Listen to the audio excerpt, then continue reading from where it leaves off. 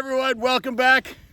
It's only about 6:30 in the morning and I woke up and I looked outside and the fence was flashing, and we have a little indicator on the fence that flashes when the fence isn't working. Here's what it looks like. Okay, now apparently during the night, big jerk here, he knows I'm talking to him. Yeah, this guy, Chewy, he did something and made the fence not work again.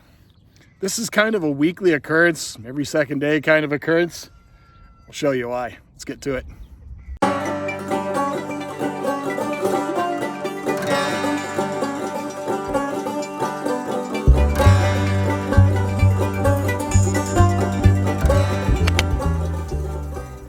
So, house is over there, and those two long windows there, that's the kitchen or living room or whatever you want to call it, dining room. And we look out the window, we can see this little blinky thing here. We know that the fence is off. Now the fence isn't usually off because something's really wrong with the fence. It's usually Chewy's done something or put something on the fence that's grounded it and then it doesn't work. So let's take a quick look at it.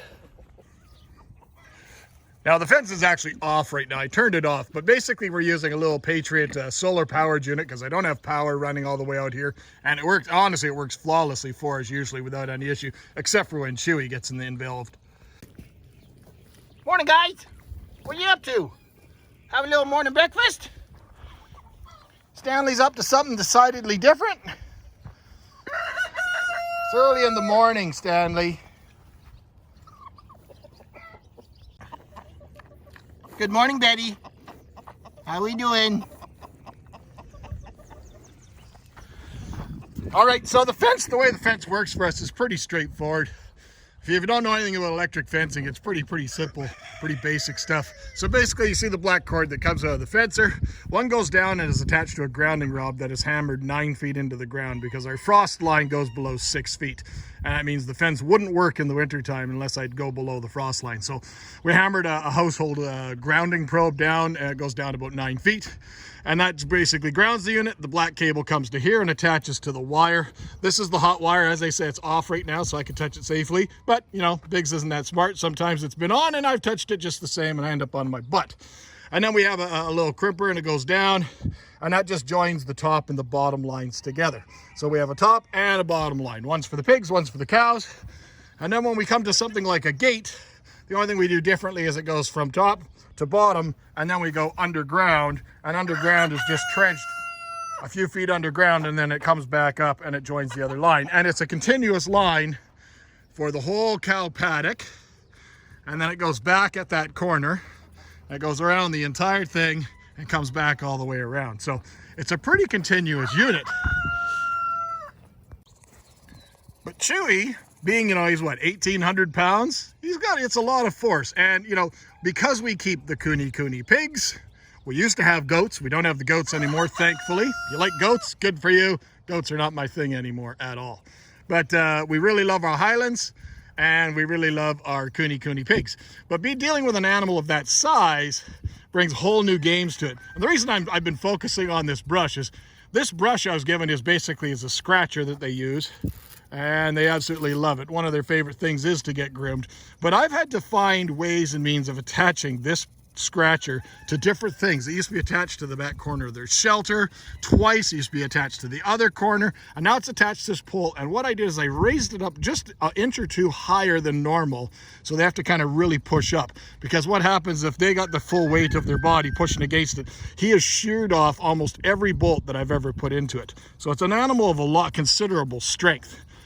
Now, when I mention that is the one problem we are faced with when it comes to containing both cooney pigs and Highland cattle is the choice of fencing. Now, when we were dealing with goats, we dealt with goat wire.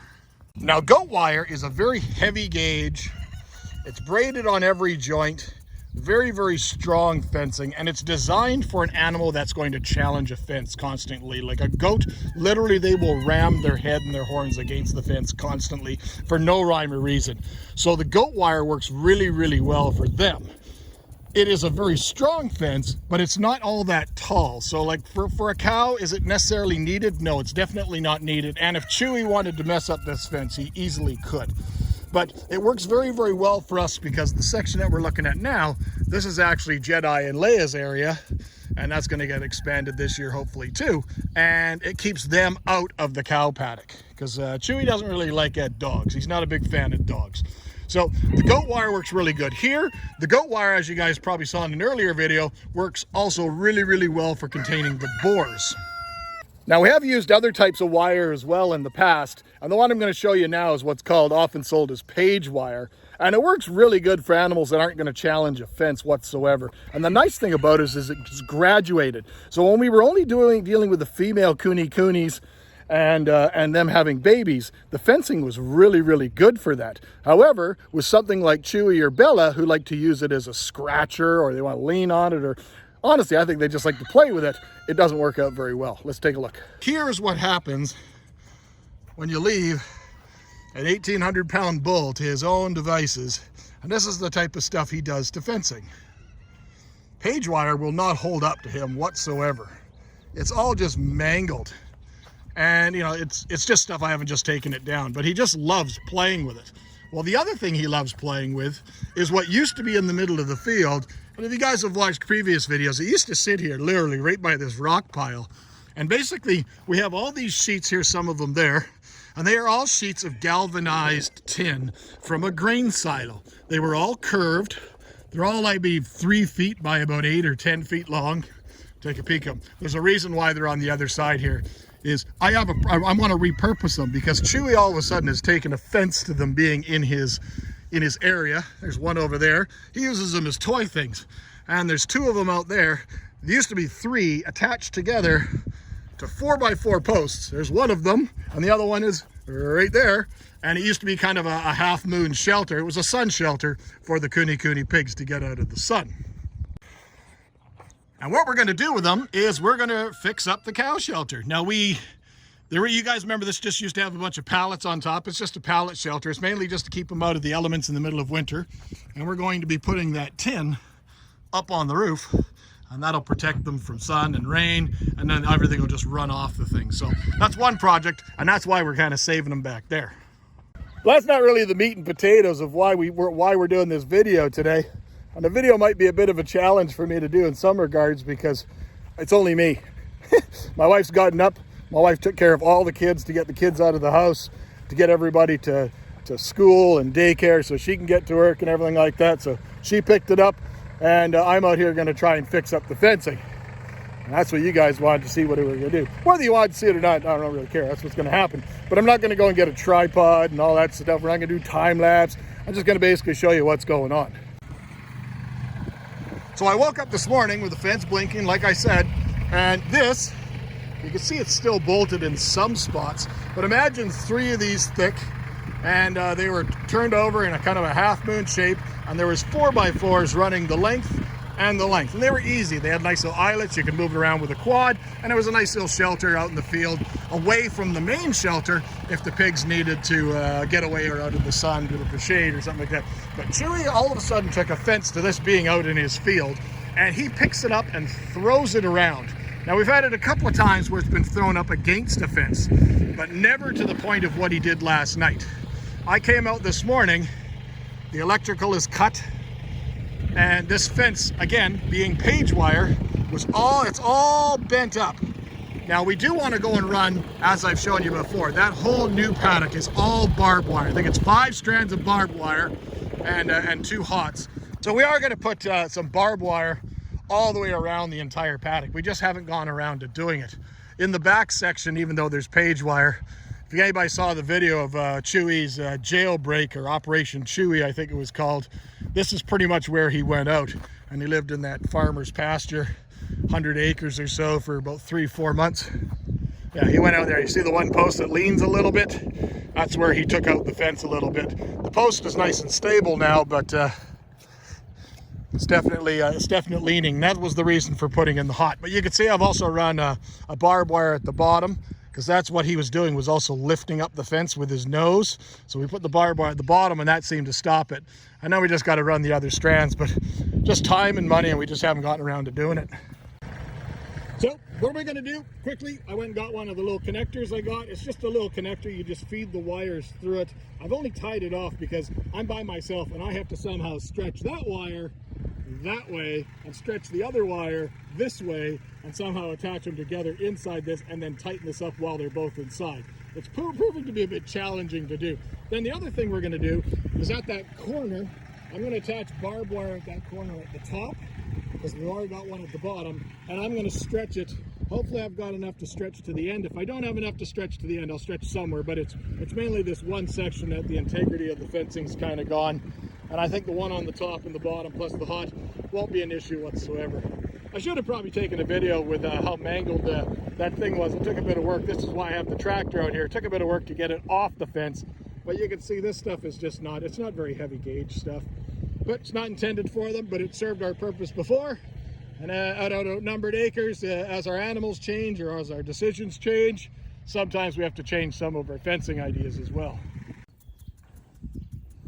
Look at him just sitting there, relaxing, taking the morning in. You had a nice little bit of breakfast, did you, Chewy? Now you're just gonna sit back and relax, eh? Did all your damage? Yeah, can't be mad at the big boy.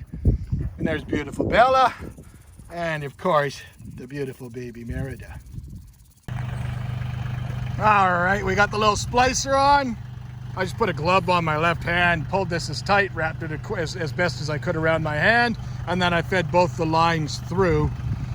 And again, this type of wire was not really the wire. This isn't really designed for long-term use with cattle. It's a nylon line with a bunch of metal filaments braided throughout it. But it's got like a 10-year warranty and stuff, and it's where we started.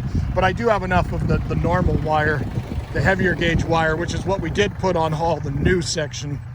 And that way down the road, if we need to replace it in bits at a time, we can do that. So you can see this is just the normal wire here, and it's just connected the same way. Now, stretching the barbed wire is pretty straightforward once you've done it once. This is pretty much the standard tool in the industry. It's called a goldenrod. You basically attach it, open this spring lock, you attach your barbed wire there, and then you're basically going to ratchet it against the post, and you're just going to go as far as you want to get as tight as you want. I have to make certain that it doesn't get caught up with the electrical side. As you can see here, it looks like it's tightened up with the electrical side here. So I just pulled up a little bit. And we're going to go and stretch that nice and tight. And then we'll get it attached to the post. We'll tie it off. And we're good to go. So that looks good and tight. You can see I've gone all these increments here. And the wire is good and tight right now. It's far enough away from the electrical wire, so I'll never have any interference. We just want to walk the whole line, make sure that we're nice and clear. It'll tighten up a little bit more. This will be one of the first posts that I'll bring the wire to, because it's a little bit further because the post isn't perfectly straight. But all in all, looks pretty good. So under about 40 minutes to an hour, I got everything all taken care of. It's all tied off. It's nice and tight. And hopefully Big Red, Chewy the Big Jerk, will stay place. So until next time, my friends, enjoy the adventure. We'll see you soon. You can't really make it out because I'm trying to zoom in all the way from my deck, but that's Chewy out there bashing around that one giant piece of tin that he took a fence to. The one that I just spent the whole day, a whole morning, taking off the fence and repairing the fence. Well, sitting there bashing it again. It's about 10:30 at night. Big jerk. Chewy!